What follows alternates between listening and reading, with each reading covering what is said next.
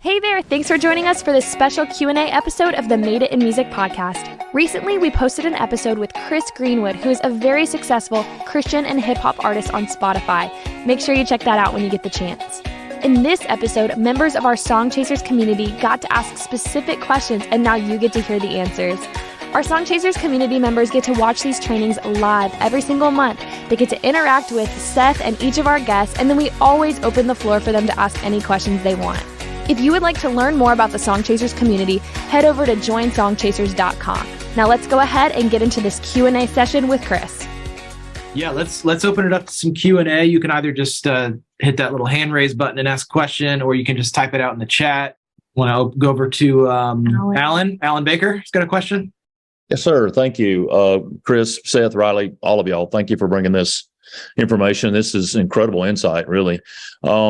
Just a quick question, Chris, when you talk about releases, so for instance, if you had a song that you felt really strong about, you're kind of behind the curve on this thing, you didn't release it properly, those kind of things, and you talk about, I noticed in your playlist you had a remix. Was that a separate release?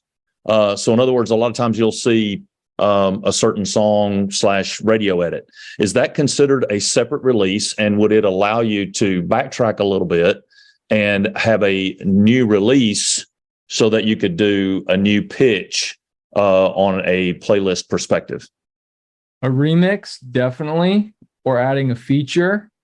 A radio edit, depending on how big the edit is, I would think if you named it something differently, then you're probably going to get through there. I would think so, yes. Because we've done radio edit, and especially if you put brackets radio edit and you change the name and stuff like that, that'll allow you to slip through the cracks, I'm pretty sure. For sure. Yeah, and that's a common practice. I mean, people do that all the time, literally, just to get more mileage out of the song, is just create a new version of it. As long as it's markedly different enough. I mean, you can't really just like, hey, let's turn the snare up or the vocal up. They're going to hear that. But as long as it's a different enough version and it's just as good, if not better, then you could definitely get more mileage out of it that way. Yeah, I love that. That's a great idea, man. Like, I love that. That's a really good idea. Just change it a little bit and enough, because, like, unless Spotify flags it otherwise. But yeah, you might as well try, man. Ask for forgiveness, not for permission. Yeah, exactly. See, I think we had a question from Joelle.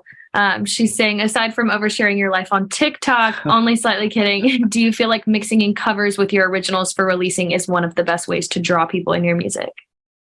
You know what's wild, man, Seth? I released my first cover a few weeks ago. I've never had so many people share it and even text me, oh, your vocals sound so good. Like, I don't think I've ever had someone say that to me, Seth. Like, oh, your vocals sound so good. I'm like, dude, I've released like 40 or 50 songs. Like, what are you talking about? You know what I mean? Like, and so what I'm saying with that is there's something about a cover and the familiarity because they know it. I haven't had people share my song so much. Like, it hasn't fully blown up yet, but like the response has been wild. You do it well. I'm wishing I did them sooner, and I think is a massive play, especially on YouTube, can be a game changer. So I really believe the idea of mixing in different covers, doing them well, and it's like you exactly now you know who to market to. You market to them, that band on Facebook or on YouTube or Spotify. Like, it's just so clear. And people are gonna love it, and some people are gonna hate it, no matter what. And that's just a part of the game.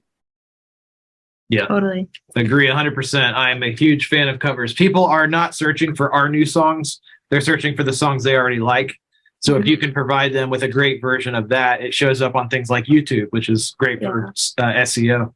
Yeah, big time. Cool. And yeah, I think Marissa was just kind of dittoing what Doug said. Nice. This is super encouraging and motivating. Yeah. Awesome. Yeah, Bev has a question. What is the best way for new songwriters to pitch songs to recording artists, long distance resources? That's you, Seth. Yeah, what I encourage new writers today is not so much think about pitching to, but building relationships with artists to write with. I mean, Chris, you're not necessarily out actively looking for other songs because you like to write your own songs, or you at least like to co-write them. And that's the way that, most artists are thinking nowadays. I think when you get established as a writer, then you can start to get into the pitching thing. But, it's finding those artists who are at a similar level of you. They're local, they're regional, like who's kind of got some buzz coming up, and you kind of ride the wave up with somebody like that who's up and coming. So pitching largely in the publishing world nowadays, unless you're in Nashville and country and you're working with a major music publisher, it's going to be a long shot for sure. So I always encourage people to find artists who you're just a fan of, build relationships with them, and eventually, see if that can turn into a chance for you to collaborate and co-write with them. Yeah, it's good. And sometimes it takes time. Like there's some people in Nashville that I'm still trying to get a collab with that you would know, Seth. And the person said yes. If I lived in Nashville, it would have already happened. And that's why I don't know why I'm in this godforsaken country. Conversation. But it's been built over time. And what's interesting is one of the songs was produced by another guy, and he kind of wanted to do one from scratch. And I just got to keep sending him ideas, and I've been in a different mode right now, but sometimes these relationships can take 6 months, they can take a year or two, but you got to develop it, and then you've got it. Exactly. Yeah. So well said. Well, we're kind of, unless anybody has any other super pressing questions, we have about 5 minutes left, but I just want to say, Chris, thank you so much for jumping on. I saw a lot of light bulbs going off for a lot of people, and I think this was just kind of a good reset and a good reminder. You dropped a lot of cool insight, and I think it was super encouraging for everybody in the community. And so, just appreciate you coming on. And definitely for those of you who are listening on replay or on the podcast, we will be dropping some links for you guys to hopefully go check out Chris's challenge for the January challenge. And so y'all can go to that link that he dropped, but I will also be pasting it in the description and all of the things. So you will find it, I promise. But yeah. I think I know Chris, you had to go. We have I appreciate you guys, man. So thankful to be here, man. And Seth, love you, bro. And just love the community, what you guys are doing. So just an honor to be here, and everyone have a great night. Awesome. Thanks, man. Tell the family I said hey. I will. Same over there. Hopefully I'll be back there sooner than later. Come on down. Okay. See you guys. Bye. Thanks for checking out this special Q&A episode of the Made It in Music podcast. At Full Circle Music, we're constantly developing free and premium resources for anyone who wants to find success in the music industry, because we know it's hard. We've all started with nothing, and we want to help you accomplish the dreams that you've always had for the music you create. You can go to madeitinmusic.com to learn more about our podcast. And if you'd like to actually participate in these training and Q&A sessions live on our Song Chasers community, go to joinsongchasers.com.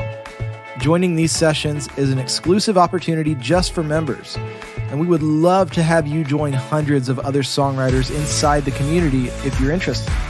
Plus, there are dozens of other major benefits that Song Chasers members get that we have designed to help move their careers and goals forward as simply as possible. Again, go to joinsongchasers.com. Thank you for supporting this show, and I hope you'll stick around for the next episode.